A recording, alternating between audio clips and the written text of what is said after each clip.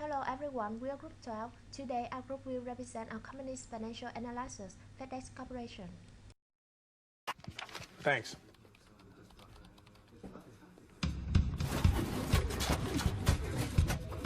FedEx has solutions to enable global commerce that can help your company grow steadily and quickly. 谢谢大家。做得很好。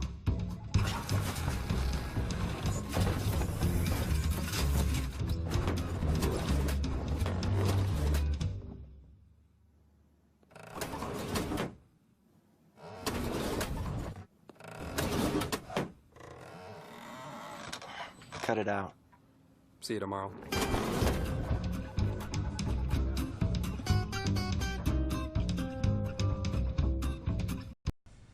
This is what we will cover in this presentation: overview, financial statements, financial ratios, working capital management, conclusion, and references.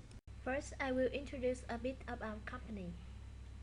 It launched in 1971 with FedEx Express and focuses on express delivery with format segments such as FedEx Express, FedEx Grab, FedEx Freight, and FedEx Services. Its main competitor is UPS. Both companies ship packages, and both online services allow you to track packages, order supplies, and pay bills. Some similarities in this slide are underlined. And what are the points of difference? FedEx has 3 times as many planes and has been known to update technology more frequently than UPS. Here are financial statements of FedEx and UPS.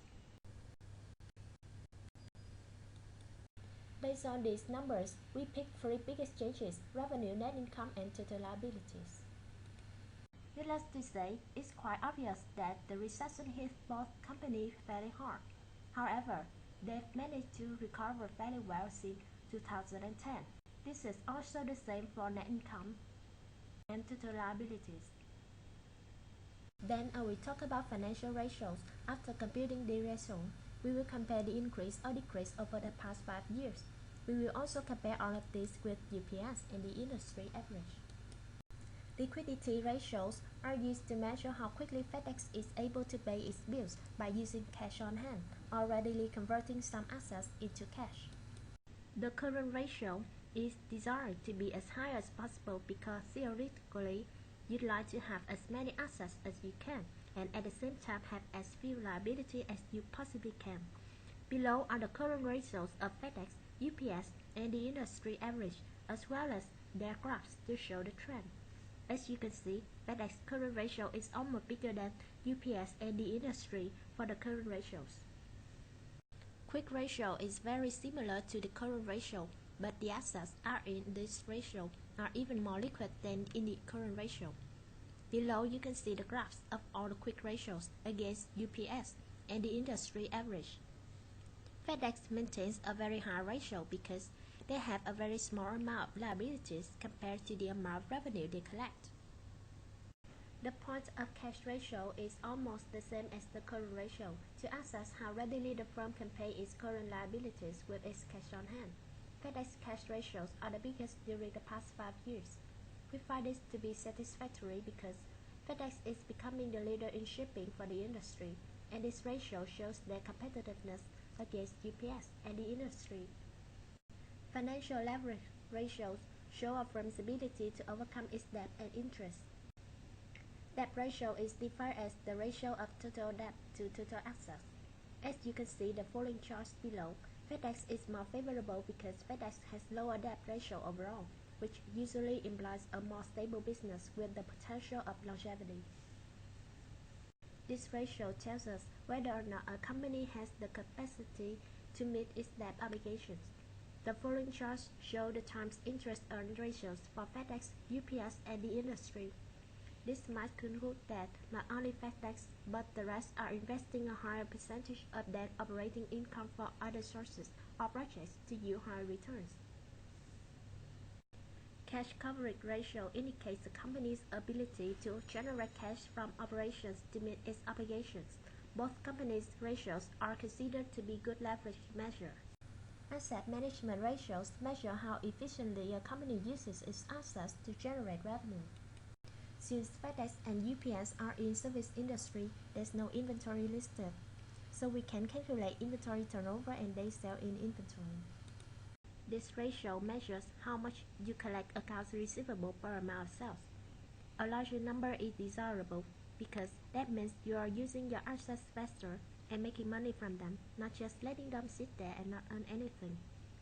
Both FedEx and UPS have always outperformed the industry, and UPS have a higher position in this term compared to the FedEx. We also included graphs with days sales in receivables. This refers to how many days it takes for each company to collect their accounts receivables during the year. This number should be small because all firms want to make sure they are collecting as many accounts receivable as fast as they can. Total assets turnover, also called management efficiency ratio, indicates how well a company uses assets to generate revenue. So a higher ratio is always more favorable, so is UPS. Profitability ratios measure the success of the firm by way of generating profit. The profit margin ratio shows what percentage of sales are left over after all expenses are paid by the business. It also indirectly measures how well a company manages its expenses relative to its net sales.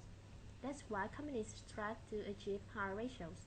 Compared to FedEx, its competitor UPS and the industry are generating more profit from their sales. This ratio evaluates how effectively the company employs its assets to generate a return. As shown from the numbers, FedEx is lower than UPS and the industry average. This means the overall industry and its competitors are generating higher returns from the assets than FedEx. The return on equity ratio determines the rate of return on the invested capital. The numbers show FedEx ROE is lower than UPS and the industry, so FedEx is the worst of all in this ratio. Here's our financial ratio summary between 2010 and 2014 because we don't have data for 2008 and 2009. FedEx maintains excellent liquidity ratios compared to UPS and the industry. In the case of FedEx financial leverage ratio, we're seeing a relatively low ratio compared to the industry but higher than UPS. In terms of asset management ratio, FedEx and UPS have higher turnover rate than the industry. Especially receivables turnover we discussed above is also the biggest change in the industry, and the overall FedEx competition is doing better at generating profit.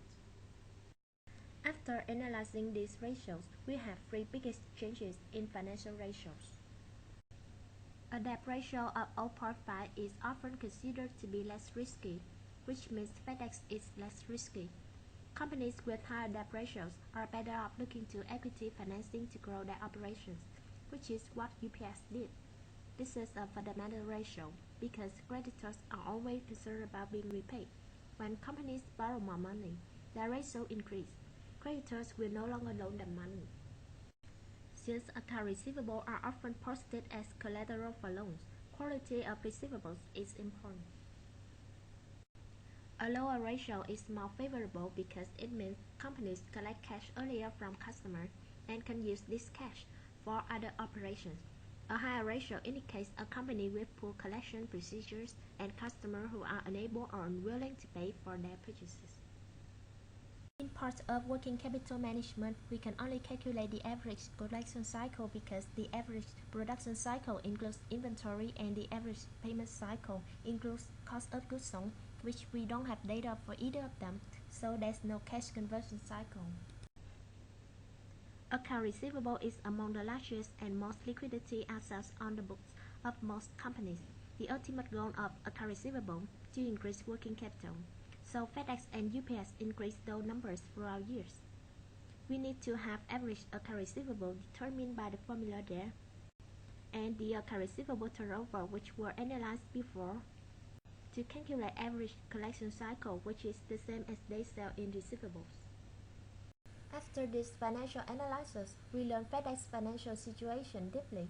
FedEx is one of the largest global courier delivery services in the industry. Though the company's profit declined in 2008 but raised since 2013, most probably due to the downfall of the economy that lose more customers to save their money. FedEx seems better to invest compared to UPS as less risks are involved. This is our references. And thank you for listening.